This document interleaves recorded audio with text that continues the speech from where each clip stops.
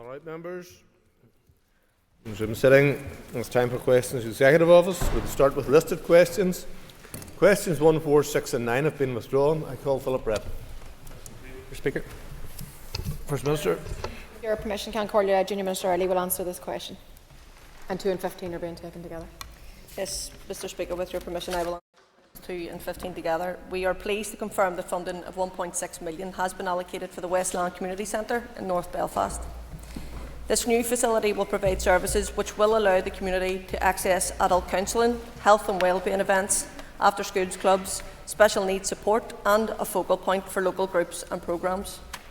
58 Urban Villages capital projects are now complete, including 13 in North Belfast, which includes a range of shared community facilities, parks and public realm improvements.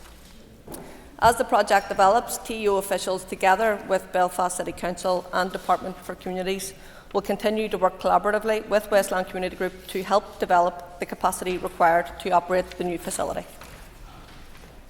Mr. Brett. Speaker, and can I thank the Junior Minister for her update. £1.6 million for Westland Community Centre rebuild will be very welcome. Can I pay tribute to my colleagues who have been to the fore in this campaign? Can the Junior Minister confirm that the Executive Office will work closely with the group to ensure that this scheme is delivered as soon as possible? Junior Minister. Yes, absolutely. Our team will work with the Westland Community Centre to ensure that collaborative approach. Because I think that's really important, particularly when engaging with those community groups on the ground, that they are the best placed. They know exactly what that community needs. And just also to mention that the Urban Villages team will be operating in North Belfast until 2030, and that will allow all capital projects to complete. Urban Villages the aim was to provide additionality to existing provision within the areas, and we have come some way in that regard, and we do continue to work with our colleagues in other departments to understand how support can best be delivered to communities in a way which will be impactful and sustainable. Mr. Kingston. And this is wonderful news. It's been long awaited by the Westland community, and along with my colleague Mr. Brett, I pay tribute to the Westland Community Group and all who've supported them. I want to give a mention for Councillor Fred Gabain and Jordan Doran in particular, and others.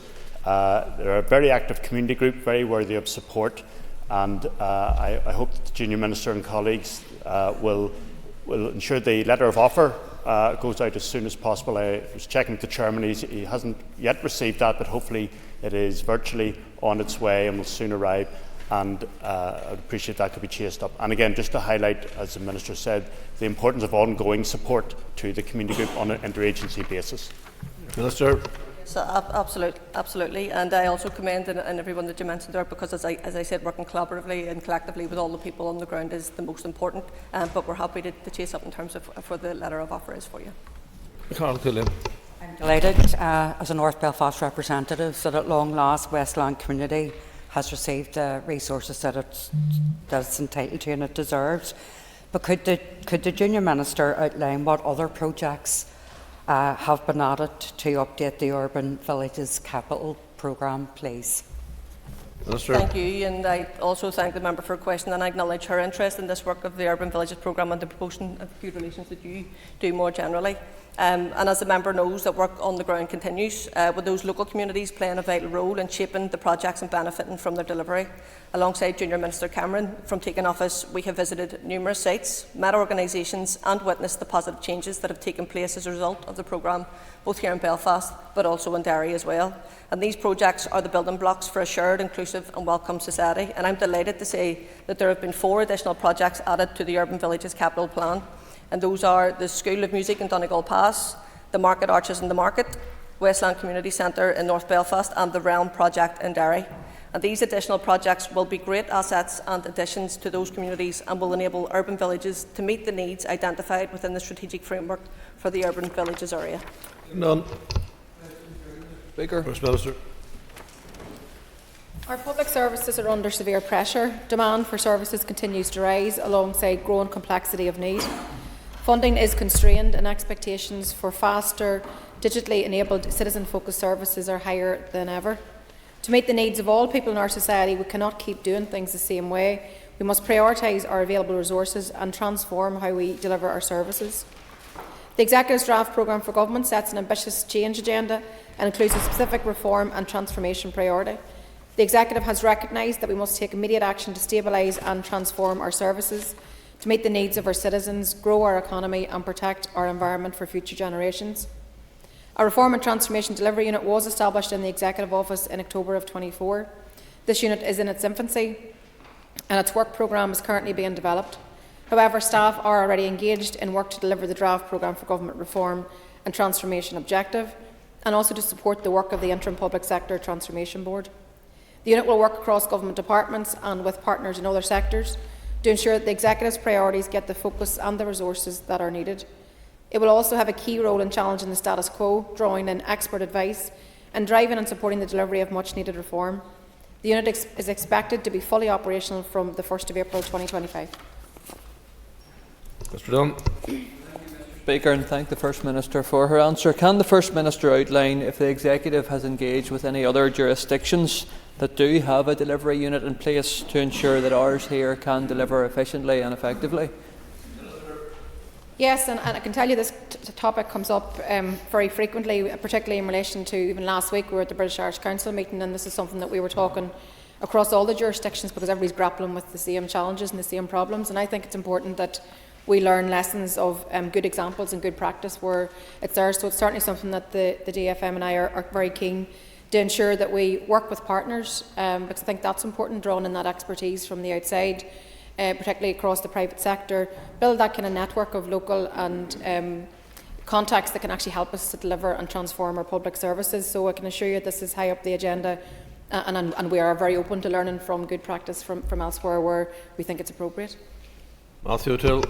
Thank you, Mr Speaker. First Minister, in this chamber in February you said the place to discuss storming reform, removal of the veto, stopping collapse was in the Assembly Executive and Review Committee. Your counterpart, the Deputy First Minister, said exactly the same thing. Why then did your parties join together last week to block any progress being made on that at said committee? Not very linked to the question, Can Corley, but however, I will answer the question seeing as it's been put, if that's okay with you. The committee did not reject any proposal, and I'm sure the member's not setting out to be disingenuous. What the committee discussed was actually the work programme for going forward, which didn't have the complete information, so all it asked was for a bit more time to be able to come back and put the programme together. So let's be very factual actually about what was discussed and what was decided. Paul Bradshaw. And thank you, First Minister. In terms of this transformation unit, we in the Alliance Party are obviously very supportive of reform and transformation. However, how can you ensure that it will have meaningful impact given that the different departments are legally independent? Thank you. Therein that lies the challenges that we have to grapple with. This is something that we have to come to terms with. But I do believe with the new approach to the programme for government, I do believe with the approach in terms of the 9 priority areas that we've identified, I do believe that whenever we collectively come at these things and monitor our progress as we go, then we have to correct how we're going to do the transformation work and the delivery unit. And our officials are at this moment working their way through what that potentially could look like. But I hope, and we will engage the committee on this in particular, we want to have this up and running and fully functional, and all of us understanding its function by April of next year. And I know the committee will play its role in terms of trying to shape that also. Liz Kimmins. Thank the First Minister for answers so far. And on the topic of public services, First Minister, one of the hardest working public servants that we have is currently working very, very hard with 16 more sleeps till Christmas Day. So can I ask the Minister if everything is on track for all those boys and girls who are very excited at the minute, waiting for Santa and his reindeers to arrive on the 25th? Minister. Thank you for your question, and no doubt that Shay and Dahi at home are very keen to know if Santa's on track. How exciting that it is only 16 days to Christmas, and I want you to be able to tell Shay and Dahi and all the other children out there that things are on track, that we have spoken to the North Pole, the Deputy First Minister and I, and that they are assuring us that the elves are getting ready, the toys are being packed up, the Rudolph and the reindeers are eating their carrots, and Santa wants to tell all the children out there to be good and to be ready and be good for their parents and the run into Christmas. There's quite a few MLAs double jobbing to assist Santa, and I think that's allowed on this occasion. Question 4 is withdrawn. I call Shamil Holland. Please. With your permission, Junior Minister Riley will take this question. So we welcome that those seeking refuge are no longer being left for lengthy periods waiting for a decision on their asylum case. The increasingly high numbers of people moving on as Home Office deals with the backlog has unfortunately necessitated the Housing Executive placing some people in short-term temporary accommodation. We understand that although this addresses the immediate need for shelter, other needs such as education can also be disrupted. The suitability of housing and frequent house moves is difficult for people and interrupt their integration journey. We are currently considering a revised draft refugee integration strategy and associated delivery framework that recognises these concerns. In parallel to that, our officials chair a Move On coordination group, and the impact of moving to temporary accommodation on school placement has been highlighted. As a result, a data sharing agreement is now in place between the Housing Executive and the Education Authority to help share information to mitigate and manage concerns with access to education where possible. Thank you, Mr. Speaker, and thank you, Junior Minister. Can you clarify for us what work is currently being undertaken to assist schools having to manage pupils who are having to travel significant distances or who are having to change school at short notice? Thank you. Minister. Yes, our department doesn't have the statutory responsibility for the provision of education to refugee and asylum-seeking children. But we are aware that the Education Authority will not start school enrolment for an initial 4-week period for children living in contingency asylum accommodation or Housing Executive temporary non-standard accommodation. We've been advised by the Education Authority that this change was made because families are often in types of accommodation for short periods of time, and it would cause unnecessary disruption to secure a school place for the family and these children to move them again in a few weeks to another school. The Education Authority has assessed that such an upheaval would be absolutely unnecessarily unsettling for the child and not in their best interests. The Department of Education and Education Authority completed a mid-term review of this arrangement in early November and concluded no change was required. However, the Housing Executive has recently advised that the length of stay for those in temporary non-standard accommodation has increased. And given this, the Housing Executive, along with our officials, are following up with the Department of Education and the Education Authority on the implications for the current arrangements. Thank you. Thank you very much, Junior Minister, for the update so far. I suppose just whilst ministers are still considering the draft refugee integration strategy, if you could outline what other work the department is doing until that's going to come through. Minister. Yes, thank you. And can I just recognise and commend the work that you have done with other members over the past few months, where you were standing on the streets with residents to reject the hate and racism that we witnessed on our streets and supporting our minority ethnic communities, which you've always done, and I'm sure you will continue to do. I've had the great opportunity to meet with various organisations who are on the ground daily supporting those seeking refuge here, and I also want to recognise the vital work that they do in supporting those who are in need. But whilst we are considering the draft refugee integration strategy, officials have been progressing work designed to strengthen support for those seeking international protections here. This work includes creating structures which ensure a more coordinated and collaborative approach right across government and departments, facilitating the allocation of funding, putting in place advice services for those who require them, and developing an orientation package. Question 6 withdrawn. Harry Harvey. Mr. Speaker, Q7, please. Minister. Our plan is an ambitious agenda for change for everyone who lives here. We know to make this happen, we need to work in partnership. As an executive, we are committed to working in collaboration across government, the private sector, the wider public sector, and within the community and voluntary sector. This has already been discussed with Solace members during the consultation process, and we also look forward to building on this work when we finalise a programme for government and that's approved by the Assembly. Harvey. Thank the First Minister very much for her answers so far. Minister, did you say there had been direct engagement with Solace on the programme for government, particular in relation to the future implementation? Thank you. Minister. Yes, we've had that direct engagement with Solace as we consulted on the programme for government, which the member will know is now concluded, and we've had significant engagement across the consultation process, which we're very grateful for, and we work now in earnest to try to agree the final programme for government and bring it back to this House. But I think it's important that, and we recognise this in the programme for government itself, that if we're going to be successful in delivering the priorities that we have identified, then we must have a partnership working, and that includes with our colleagues in local government. Gally Armstrong. Mr. Speaker, and thank you, First Minister. Can I ask what role the Executive Office has in linking with local government to implement the report of the High Street Task Force, please? Minister. Yes, so I can provide more detail to the member, but I think the last action that we've taken is in relation to writing to each of the individual departments who all have different areas of work that fall within their remit. We've asked them to actually correspond with us to let us know how they intend to take forward those particular actions. So perhaps there'll be a raft of different areas that work across all the different departments. Dylan. I thank you, First Minister, for your answers so far. First Minister, I welcome your answer in response to that collaboration approach, and not to be parochial, I think there's no council better at it than Mid-Ulster District Council. But would you agree with me that addressing the imbalance, the regional imbalance, is a really important part for us moving forward in terms of our economy? Sure. Yeah, thanks for the question, and yes, I do agree. I think the draft programme for government recognises as a priority the whole area of growing our economy, and in particular with regional balance being a key component part of that, but about how we're going to have a growing our globally competitive and sustainable economy, and that everybody needs to benefit from that, because that's the prize here, that everybody actually gets lifted up, everybody feels that they're benefiting fairly and actively in terms of economic growth. So if we're going to be serious about that, then addressing regional imbalance is crucial. So I welcome the fact that the Economy Minister, Conor Murphy, has brought forward his plan in that regard.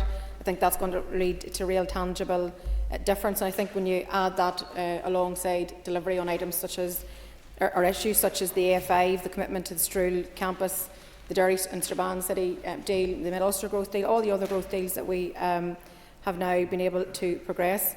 So, it's my firm commitment, and I know that's shared by many in the House, that whether you live in Omagh or in Skillen, whether you live in Belfast, whether you live in Ballyk, that we need to have fairness across the board and that everybody gets to share in the prosperity agenda, and certainly that's what I am committed to doing.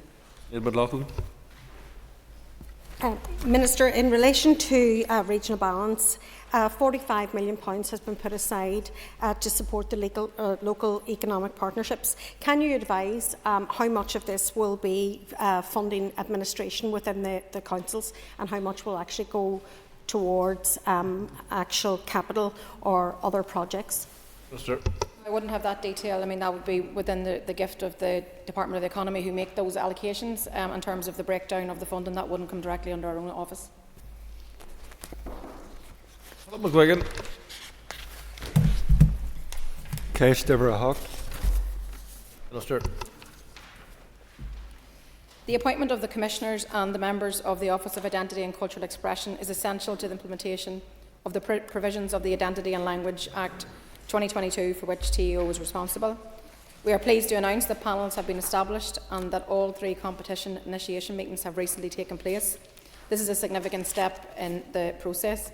The officials are working to provide us now with further advice, which will include the necessary documentation, which will enable the competitions to be launched. This process will be run in line with the Commissioner for Public Appointments guidelines. Mr. McGuigan. And I thank the First Minister on her statement, and it's positive to hear that progress is being made. Can I ask further to her answer if you can give a timeline on the recruitment process for the recruitment of the 3 bodies and indicate when commissioners will be appointed? First Minister. Yeah, I mean, it is positive that we are making progress, and that, and I do look forward to receiving the updated documentation, which allows us then to move on to the next step. As the member will know, we've committed to adhering to the the code of practice for these appointments, and with that commitment there are additional factors that have to be taken into consideration in terms of the governance and accountability that surrounds the competition itself. But in terms of the timeline, public appointment processes normally take a year to complete from whenever the initial decisions are taken, and in this competition those decisions were taken in May past. So in this case there are 3 processes that are concurrently happening together, so that's why a bit more time has been required. But our priority is to make sure that this process is done properly, to ensure that due process is followed, and also that we get to the competition, or to the competition for the commissioners, and get them in place as quickly as possible. Sir Dixon. And thank you, First Minister, for your answers so far. First Minister, can you tell us what discussions have been held with the Communities Minister concerning how the work of these commissioners will interact with the relevant strategies? Minister. Well, they're two separate strands of work, but of course they will have to speak to each other. So I think that that'll naturally happen over time. But I hope that we can see the publication of the Irish language strategy and the other strategies as quickly as possible. And I think when we get this process also aligned, then I think next year we'll start to see a real difference in terms of the strategies being put in place, the commissioners, their responsibilities, their roles, the areas that they will cover, and then we'll all be very clear about how that proceeds. But I think the two things will have to absolutely talk to each other. Speaker, First Minister has claimed that the changes on Irish will do nothing to impact the status of English in Northern Ireland. On Wednesday, in the Executive Office Committee, I pressed your officials on what the legal status of the English language is in Northern Ireland. They couldn't answer me. Isn't it the truth, First Minister, that once your office has completed the process of setting up the various bodies associated with Irish, the only language which will have official status in Northern Ireland will be Irish? First Minister. Well, can I just say to the member that the language belongs to us all, and nobody has anything to fear from any language, so we should just all embrace it. Let's create a far better inclusive society. Let's create fairness across our society, and let's not look over our shoulder at the other. Let's build a better society. That's what I'm here for. I'd encourage you to do likewise.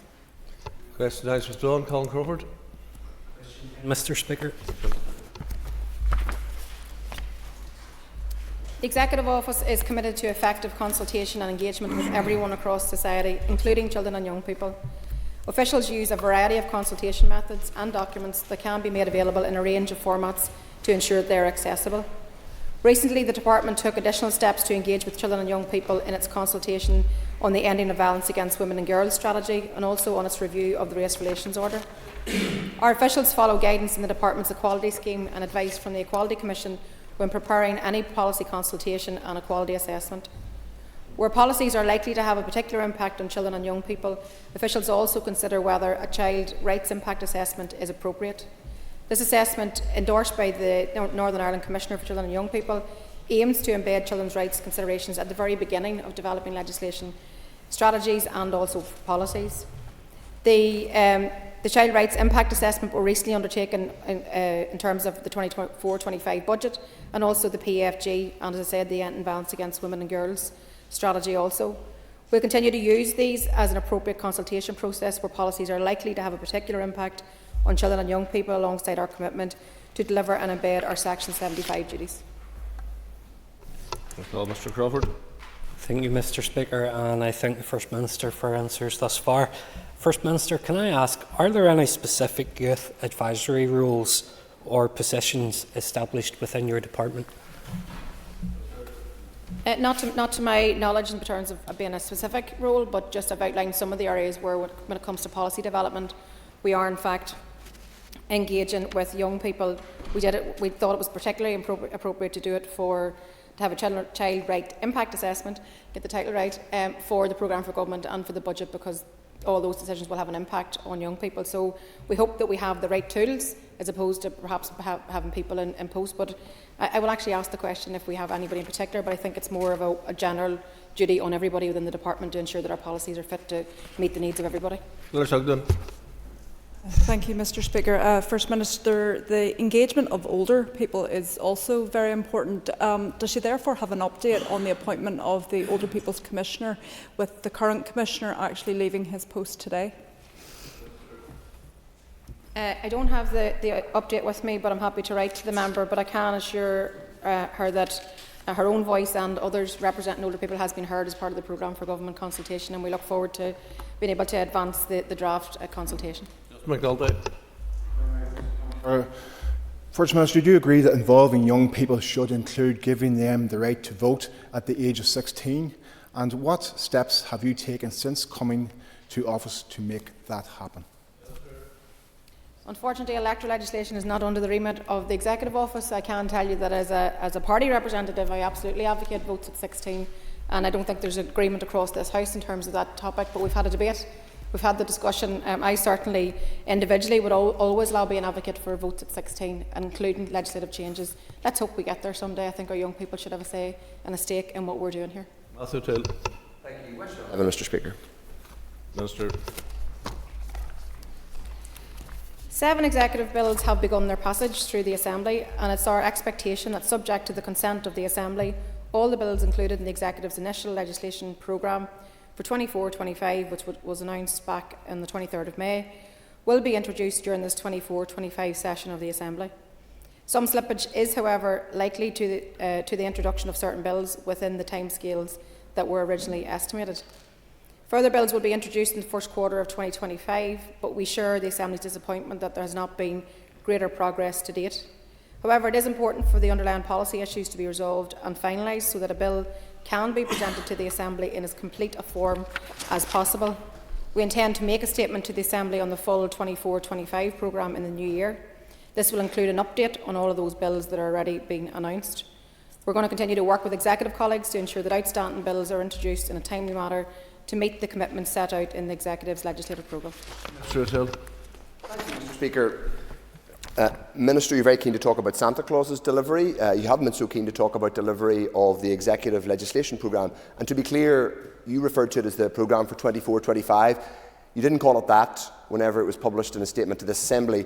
It was the Executive legislation programme for 2024, a year which is about to end. To confirm, you set yourself a low bar of 18 to 19 bills. You will fail to reach even half of that number. Can you account for why the Executive has failed to reach even 50% of the modest legislative programme that it set itself? First Minister. Well, I'm very keen to answer any of the questions that are put to me, but I don't think it's appropriate. I can't get into the ins and outs of why other individual ministers haven't brought their legislation, some of which I'm aware of, some of which is still because of policy development issues. Some is going to take a little bit longer. It may be the other side of Christmas before some things are advanced compared to when they were initially intended. But I hope that we can get there, because I still want us to get to that point also. I think we all want to get into the nitty-gritty of the pieces of legislation that are coming forward. I can assure you that the Executive and the Deputy First Minister and I have actually written to all ministers again to ask for an update on the legislative programme. We intend to bring that here for a statement early in the new year, where we can actually set out exactly where we're at with every piece of current legislation and what else is coming in the next year as well. Dennis.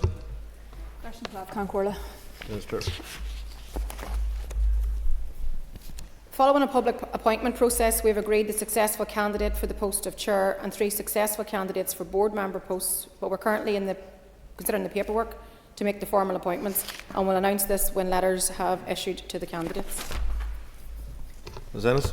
And I thank the First Minister for her response. As the First Minister knows, Victims and Survivor Services also plays a key role in the provision of support services for victims and survivors. So does the First Minister agree that making sure there are adequate support services for victims and survivors, that should be a crucial area of work for any incoming chair and board? Minister. Yes, absolutely. I mean, the support processes or services are absolutely vital to support victims and survivors across a whole range of areas. We want to ensure that everything that we have in place is appropriate. You know that we've just launched our Victims and Survivors strategy. That is out now, when we sets out very clearly the area of work that we're focused on in terms of that holistic approach to supporting victims and survivors. So I'm hoping that we can get this issue all people into post as quickly as possible, and that we can get on with supporting victims and survivors. Anya Murphy. Questions Minister. On the 18th of November, along with the Agriculture and Finance Ministers, we wrote to the Chancellor, urging her to reconsider the decision and ensure agriculture and business property reliefs are retained as they currently apply, and the ability to pass down a family farm from one generation to the next is protected. Taxation must be fair and proportionate, placing a large tax burden on farm families to the extent that a significant number of farm businesses cannot continue on the death of the owner could not be described as fair or proportionate. Farming and agri-food are key sectors to our local economy, ensuring vital food security, and with family farms the backbone of our local agriculture sector and local rural communities. There's no doubt that these changes will have a disproportionate impact on family farms here compared to other jurisdictions, given that we have some of the highest agricultural land prices. We also attended the rally arranged by the Ulster Farmers Union to show our strong support for the farming community. Unfortunately, the British Government have stated that they are not willing to change their position on this, but I can assure you that we will continue to speak on behalf of our farming community across all areas that impact them and at all levels of government, and indeed we raised it at the British Irish Council last week also. Ms Murphy. I'd like to thank the First Minister for her answer. Would the Minister agree that this decision made by the British Government totally fails to reflect the unique circumstances and challenges faced by many farm families in the north?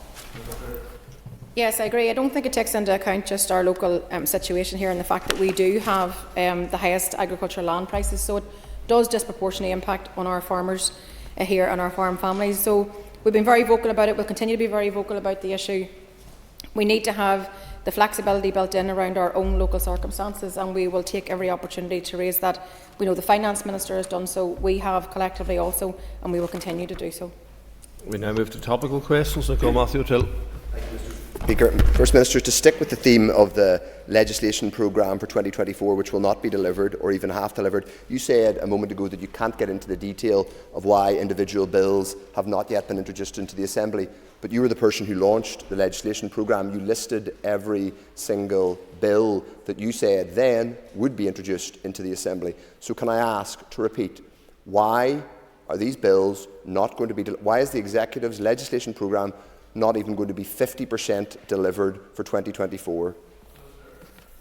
As I said, there's been 7 bills already started and underway, and we're working our way through those. There are others still to come. There's some that I believe are only weeks away from being tabled in the Chamber. We know that there are a number of policy decisions, particularly around some consultations that were had, and there's a lot of detail to be digested and then turned into legislative provision. So I'm quite sure that ministers will bring their legislation as quickly as they possibly can. I mean, I only can refer to, for example, within our own department, we are out to consultation on the mother and baby institutions, the Magdalen laundries and the workhouses. We received 269 comprehensive responses.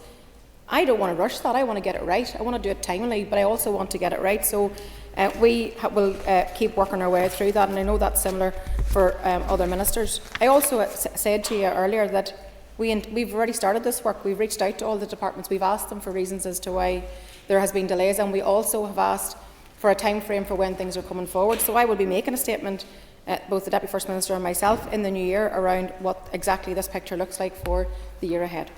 Mr O'Toole. Thank you, Mr Speaker. I'm afraid, First Minister, whether it's Assembly reform and the reform of the Stormont veto, the legislation programme, the failure to present a draft budget before Christmas, as the Finance Minister promised, or assorted matters in the Irish language casement and a number of other things, too many people have seen warm words and platitudes but not delivery from this Executive. So can I ask, as a New Year's resolution, that you, as First Minister, perhaps think about fewer platitudes, fewer photo ops and more delivery?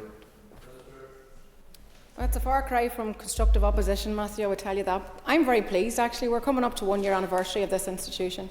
And in this first year, we've made remarkable progress collectively as the 4 parties of the Executive. I'm so glad that we've made progress in childcare.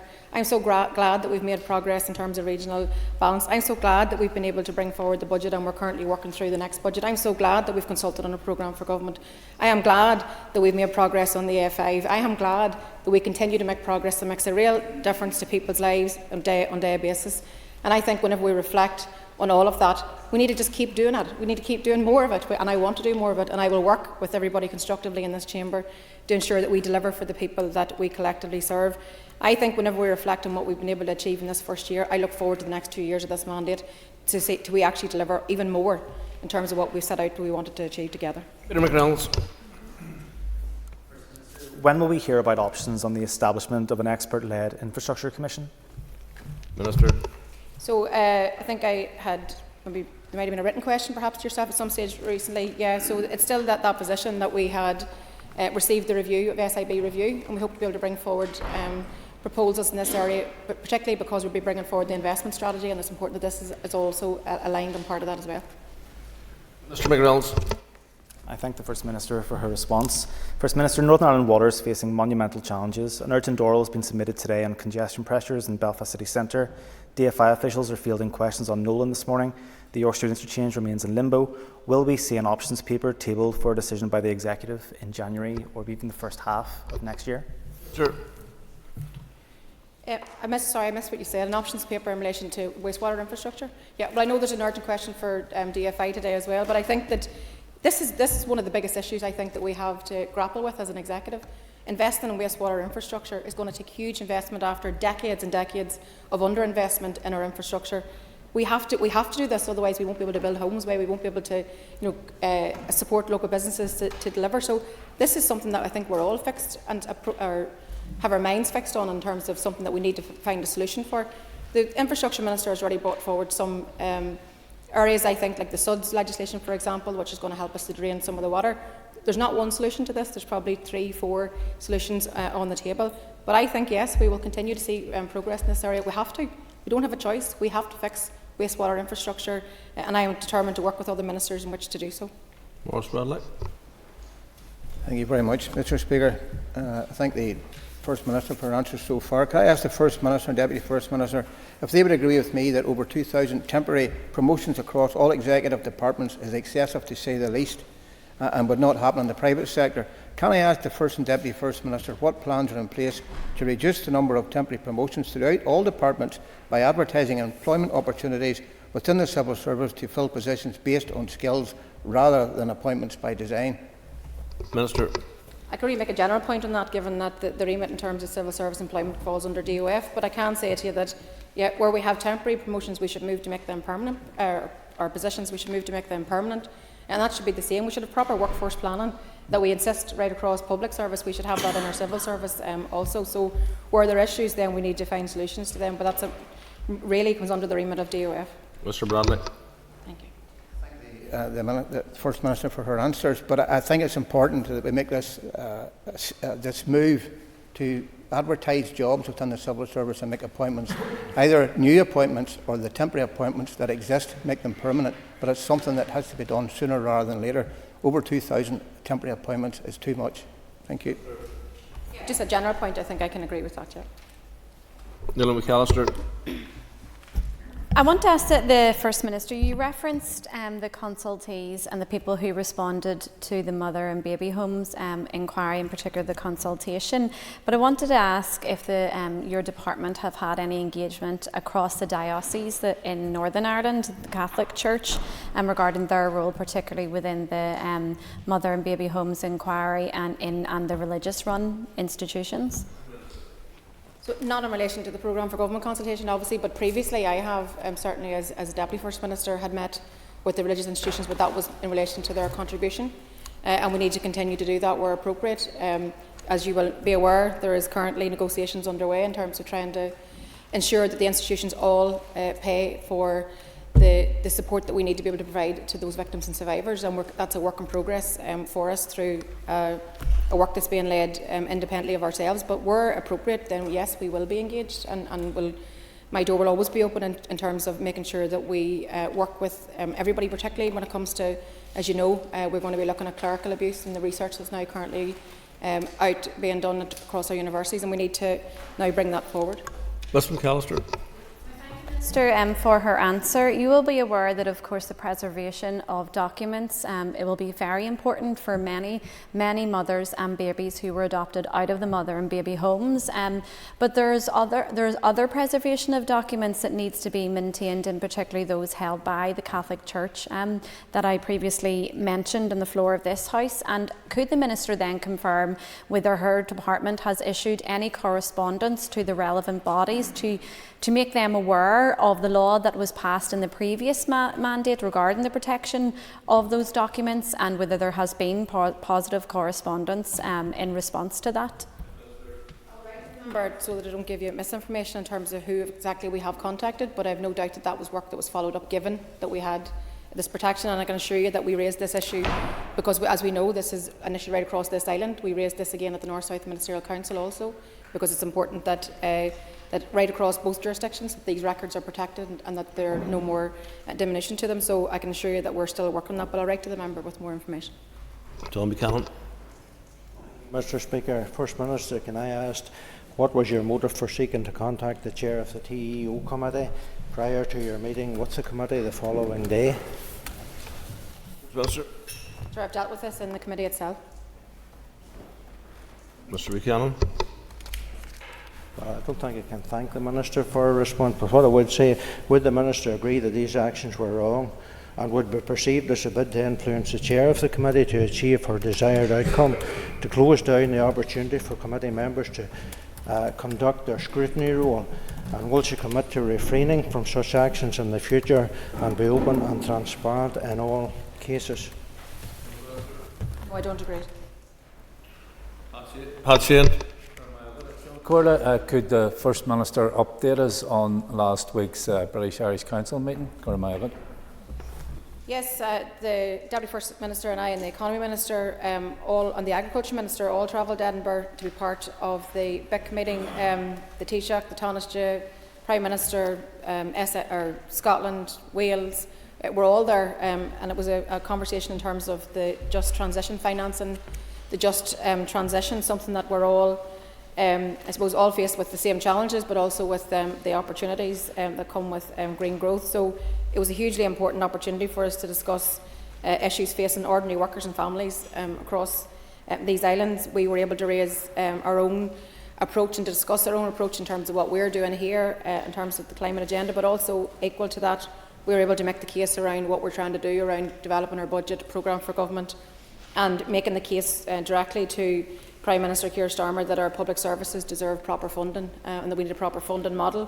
We made the case for public sector workers and that we want to continue to transform our health service, to invest in making childcare more affordable, improving our education system, but to do so we need a proper funding model. So we took the opportunity at the BIC meeting also to make those cases as well. Mr. Shane.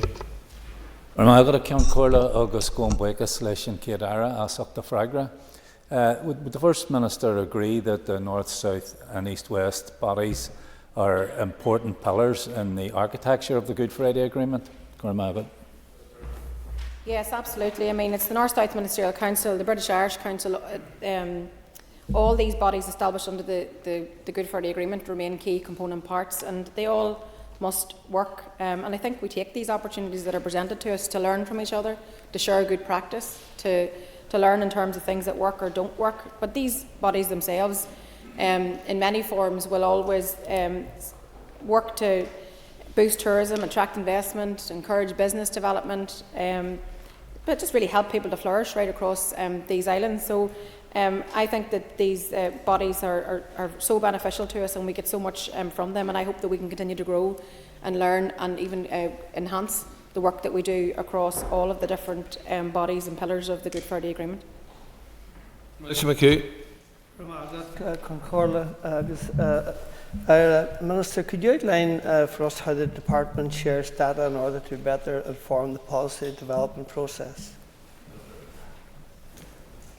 So we work right across to try and share as much information as we have, because I think each department holds different information, but we now, I think, as part of the Programme for Government Development, the fact that we now have a portal where you can go on and actually look at different data, I think that's important, because I think that we need to be able to measure our progress, learn where we're doing things right, adjust when we're perhaps not doing things the way we should. So I think ensuring that we have the most up-to-date data, that we use digital innovation in terms of things that we do also, I think is going to be important, that we improve how we actually do policy development based on the very up-to-date data that we can have. Thank you, Minister, for your answer to this point. Minister, could you maybe detail areas of work where data sharing has informed several key strategic policy areas of the Department to date? Yeah, I think one good example, I think, is around ending violence against women and girls and the strategy that we brought forward there. That was based on data that was garnered from all different sources, brought into one home, and then it allowed us to develop our policy and our strategy accordingly. We must be data informed. I mean, we can't just go on a whim. We must have informed policy that's based on information that's been gathered. And I think that kind of way of developing policy, when you co-design, co-production, working with partners, I think that's always going to lead to much better policy development and much better policy for the people that we represent. Anna Armstrong. Speaker and First Minister, from April 2022 to the present, the Office of First and Deputy First Minister has spent over £2.5 million in staff costs and an additional $614,000 for office costs for the Northern Ireland Bureau, North America. What foreign direct investment has been achieved in Northern Ireland in this time as a result of the presence of the Northern Ireland Bureau in Washington, and does this represent value for money?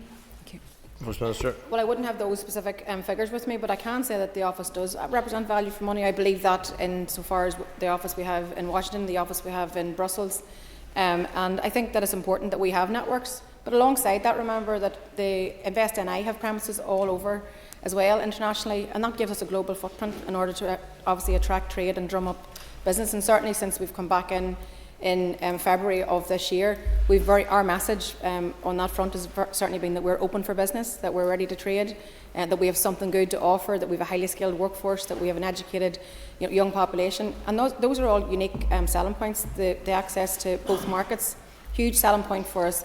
So all these bases, I think, help us to establish contacts. Unfortunately, you don't just go in and out of investment. Whenever you're trying to build relationships, they take time, and you have to invest in which to try and attract people coming forward. So I think very much value the work that we have of our international desks.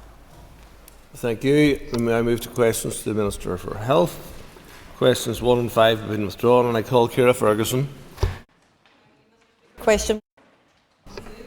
Minister. On the